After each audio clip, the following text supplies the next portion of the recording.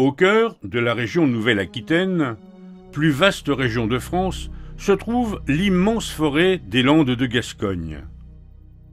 Cette forêt, d'apparence uniforme et monotone, abrite en son sein des petits trésors de biodiversité relativement discrets, les lagunes.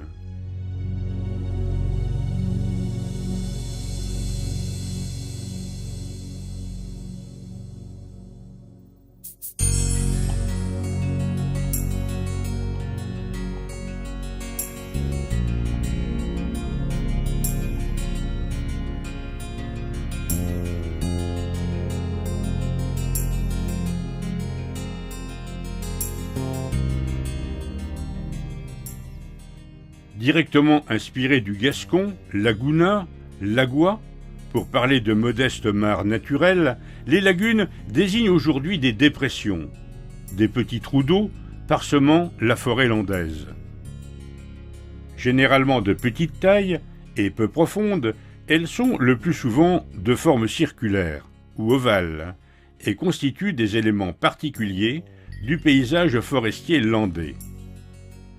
Le plateau landais est né sous l'action des vents poussant et épandant les sables à l'ère quaternaire. Les lagunes se sont formées lors de cette même période, à la fin du dernier épisode glaciaire, alors que les Landes n'étaient qu'un immense désert sableux dont le seul relief était constitué de dunes continentales. Plusieurs théories ont été évoquées pour expliquer leur origine, et toutes sont liées à la nature géologique du substrat, qu'on appelle sable des Landes. Une étude récente a démontré l'origine éolienne d'un grand nombre de lagunes. Des dépressions creusées par l'érosion du vent, au pied de dunes intérieures, se sont remplies d'eau, de façon temporaire ou définitive, créant les conditions favorables à l'implantation d'une végétation spécifique. Sur cette vaste étendue sableuse, naturellement mal drainée, l'eau est un élément majeur.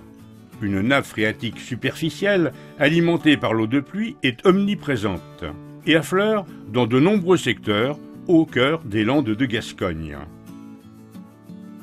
Le niveau de l'eau dans les lagunes varie fortement au cours de l'année, au fil des saisons. Les pluies importantes de l'automne et de l'hiver rechargent cette nappe, provoquant une élévation importante du niveau de l'eau.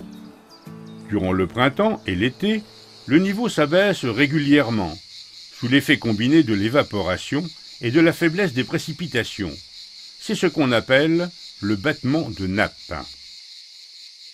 Au premier regard, la végétation des lagunes semble en joyeux désordre, mais ce n'est qu'une apparence. Les plantes s'installent en réalité selon un subtil étagement. Les plantes aquatiques, comme le potamo, le nénuphar ou la très discrète utriculaire, vont s'installer au centre des lagunes, où l'eau affleure en permanence. Viennent ensuite les plantes amphibies, comme la baldélie,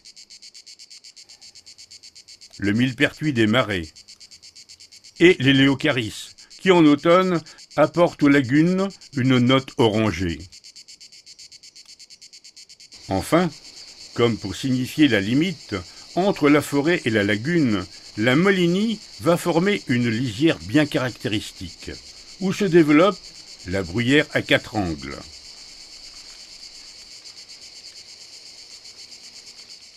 Les lagunes abritent plusieurs espèces protégées à forte valeur patrimoniale, comme la petite littorelle ou les drosera. Mais il faut ouvrir grand les yeux et se baisser pour avoir la chance d'apercevoir le faux cresson de Thor, une plante extrêmement rare et menacée au niveau mondial. Cette minuscule et frêle ombellifère a ses exigences. Elle doit être inondée l'hiver, durant lequel elle ne subsiste qu'à l'état de racines et de graines.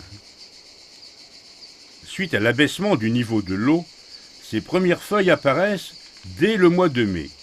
Elle fleurit alors en août, si les conditions sont favorables. peu de milieux offrent de telles conditions et la survie de cette espèce est très dépendante des lagunes du plateau landais. Mais les maîtres des lieux ne sont pas les plantes. Ils ont 4 ailes, 2 énormes yeux et virevoltent avec aisance et grâce au-dessus de la végétation. Une trentaine d'espèces de libellules vivent au sein des lagunes des Landes de Gascogne. Les adultes que l'on voit voler au-dessus de l'eau chassent leurs proies. Elles vont se reproduire et pondre dans l'eau ou la végétation aquatique. Les larves grandissent dans l'eau. Dès qu'elles sont prêtes à devenir adultes, elles grimpent sur une tige et se transforment. Mais la jolie libellule ainsi formée, sortant de sa vieille peau, n'en est pas moins un redoutable prédateur.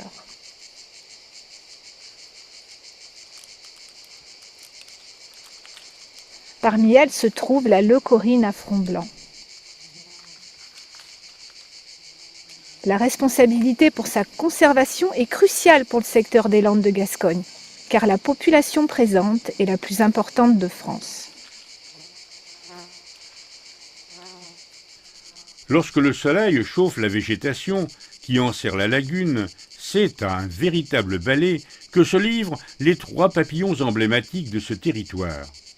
Le fadet des lèches ne paie pas de mine, avec ses ailes marron foncé, mais il est un élément majeur de notre patrimoine. Il ne peut se reproduire que sur la molinie, sa plante haute, qui abonde sur le plateau landais. Les dernières populations mondiales de ce papillon sont ici, dans les landes humides de Gascogne. Accompagnant le fadet des lèches, le miroir, aux taches cerclées de noir, se repère à son vol sautillant et gracieux, tandis que le grand nègre des bois semble flâner, nonchalamment, laissant voir 4 ocelles bleu ciel. Au-delà de ces espèces emblématiques, les lagunes abritent une faune typique des zones humides, très sonore ou plus discrète. On rencontre bien sûr des amphibiens, grenouilles, rainettes, crapauds et tritons, autant d'espèces dépendantes des zones humides pour leur reproduction et donc leur pérennité. Mais les reptiles fréquentent aussi l'habitat aquatique et les zones amphibies des lagunes, comme la couleuvre à collier, le lézard vivipare ou encore une petite tortue qui se nomme la cistude d'Europe. Tout un petit monde vit ici, tantôt proie, tantôt prédateur, araignées, mantes, poissons, sauterelles. Nombre de ces espèces sont protégées, car elles sont généralement menacées et vulnérables à l'échelle nationale. L'eau est un élément prépondérant de la formation des paysages landais, tant par son excès que son défaut. Depuis 2 siècles, les hommes se sont évertués à réguler ces déséquilibres pour développer la sylviculture que l'on connaît aujourd'hui et les grandes exploitations agricoles façonnant à son tour durablement le paysage. Le drainage des landes humides, réalisé à partir des années 1950, a eu des répercussions sur un grand nombre de lagunes. Plus de 50% d'entre elles ont disparu.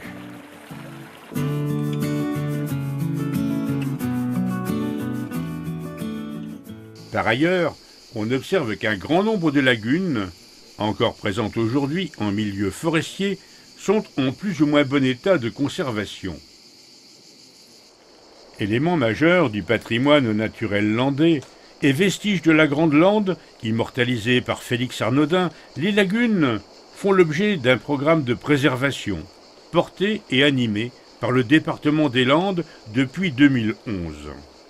Le département mène une action en matière de biodiversité importante et les lagunes des Landes font partie de cette problématique-là. Il faut savoir que depuis 50 ans, plus de la moitié des lagunes ont disparu et c'est dans les compétences du département et sa compétence socle, espace naturel sensible, le département se doit d'agir en faveur des lagunes, la préservation et les réhabilitations. Alors, le département est animateur essentiel et également parfois cofinanceur avec l'agence de l'eau mais surtout animateur, et il met à disposition tous les experts du département qui travaillent sur le terrain et qui sont en relation directe avec d'autres experts. Je ne vais pas tous les citer, mais je vais citer les acteurs forestiers, mais également la Chambre d'agriculture, la Fédération de chasse, tous ceux qui travaillent autour de la faune et de la flore, et le département anime, assure le suivi, la gestion et la réhabilitation des lagunes notamment. Je crois que ce partenariat, il est l'essence même de ce que les Landais, ce que les forestiers, ce que les propriétaires aiment sur ce département, c'est-à-dire la qualité de notre patrimoine. Et c'est tout naturellement qu'on s'est trouvé. Et c'est très enrichissant et très enthousiasmant pour l'avenir parce que chacun à sa place, activement, protège la nature, protège la faune et la flore. Une convention multipartenariale a été signée entre tous ces partenaires. Elle formalise l'engagement de chacun à la préservation des lagunes. L'adhésion des propriétaires à ces enjeux est fondamentale. Leur engagement fort, fruit de l'animation partenariale, témoigne de l'intérêt pour ce patrimoine. Un des axes du programme est d'accompagner les propriétaires de lagunes à continuer de préserver leurs sites au sein de leurs parcelles forestières et au besoin à le restaurer. Donc nous sommes sur cette belle lagune aujourd'hui qui est bien préservée. Justement pour vous, Landais, sylviculteurs, ça représente quoi les lagunes des Landes de Gascogne? J'ai eu la chance d'hériter de cette propriété que mon père adorait. Il avait toujours insisté pour garder ces lagunes parce que c'était facile à la belle époque de faire des drainages importants pour planter ou semer à l'époque des pins. Et il a préféré garder ces lagunes qui étaient pour lui de la mémoire des Landes d'autrefois. Donc l'idée m'avait toujours plu et puis j'ai été élevé dans ce sens-là. Ce qui fait que voilà, j'ai toujours gardé l'idée de les garder dans le meilleur état et peut-être même un peu mieux maintenant grâce à vous. Des expertises menées par les agents du département permettent de proposer des actions au cas par cas, comme sur la lagune communale de Le Seine, où l'objectif a été de restaurer la dépression centrale et permettre l'installation de pentes plus favorables aux espèces des lagunes.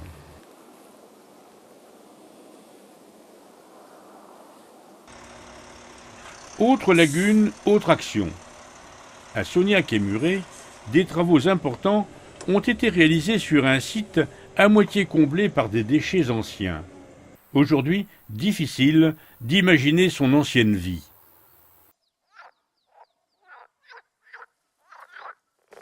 Le petit peuple des lagunes a déjà repris ses droits.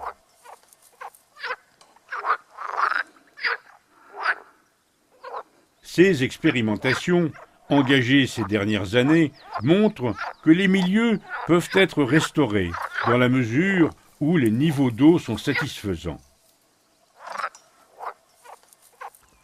Suite aux travaux, l'accompagnement des propriétaires se poursuit pour évaluer la réussite des actions engagées. Les espèces animales et végétales sont régulièrement inventoriées. Le programme est soutenu par l'Agence de l'eau Adour-Garonne. L'Agence de bassin finance l'ensemble des acteurs qui engagent des actions ou réalisent des travaux de restauration. À l'Agence de l'eau, notre vocation première, c'est quand même préserver et restaurer tout ce qui a trait à l'eau potable et la préservation des milieux aquatiques. Notre souhait, nous, en nous engageant dans cette politique-là depuis un certain nombre d'années déjà, en y allant crescendo, c'était de pouvoir enrayer le déclin de ces milieux particuliers qui ont une certaine valeur et surtout faire reconnaître le service rendu par ces milieux. C'est essentiel pour nous que ces milieux humides jouent le rôle de réservoir tampon, donc en période d'étiage et dans un contexte de changement climatique. Donc cette question-là est encore plus cruciale qu'auparavant. Le travail engagé avec les acteurs de la forêt se poursuit aussi avec les plus jeunes, et notamment les futurs gestionnaires forestiers. Les élèves de la filière sylvicole des lycées d'enseignement professionnel des Landes sont sensibilisés lors de chantiers écoles. Ils sont en effet l'occasion d'être en situation réelle, de réaliser des actions concrètes de restauration de sites.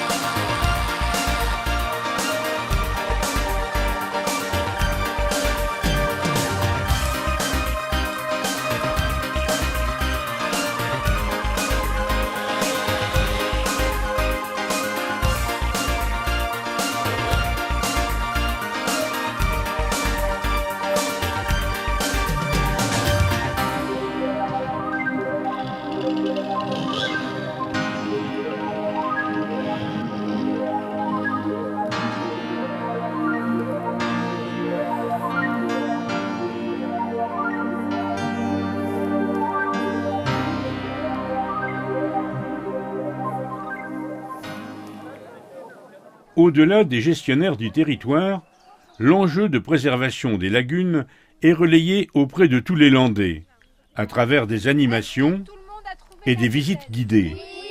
Elle s'adresse notamment aux enfants, dans le cadre scolaire, pour des découvertes scientifiques ou parfois plus ludiques. On l'a vu tout à l'heure sur le dessin, c'est juste symboliser, quand il y a beaucoup d'eau, un endroit où on a de la végétation aquatique et on aurait pu avoir du potamo. La lagune, en fait, c'est bien tout ça, avec cette zone-là de Molini qu'on va retrouver ici dans la lagune. Montre-moi sur. Ok, vous êtes tous d'accord? Oui. Parfait. Regardez à la loupe tous là.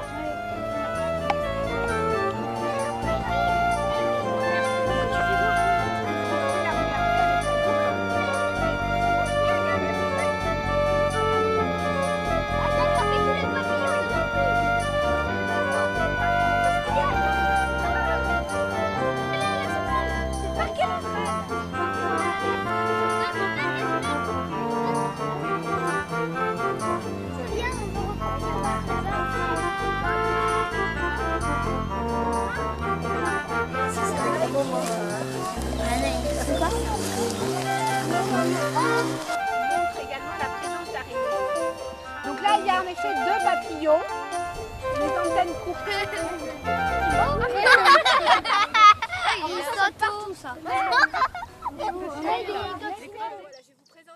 Les amateurs de nature, curieux de la diversité et de l'originalité du territoire landais, ne sont pas oubliés. Ils profitent de sorties animées, uniques et pleines de surprises. La France, le sud-ouest. Et en fait, quand on zoome sur le sud-ouest, qu'est-ce qu'on a? On a ce qu'on appelle les Landes de Gascogne. Ici, on a la Jussie. Donc la Jussie, c'est cette plante là-bas, vous voyez, vous devinez une fleur jaune. Cette plante qui domine dans l'eau, qui est une espèce exotique, qui est une espèce envahissante, qu'on va retrouver chez nous, hélas, beaucoup sur les étangs du littoral. Là, je le prends. J'ai un petit poisson. Ici, là, qui arrive, là, regarde un peu. On l'avait, là, ils font ensemble. Ils n'ont pas beaucoup écouté. Oui.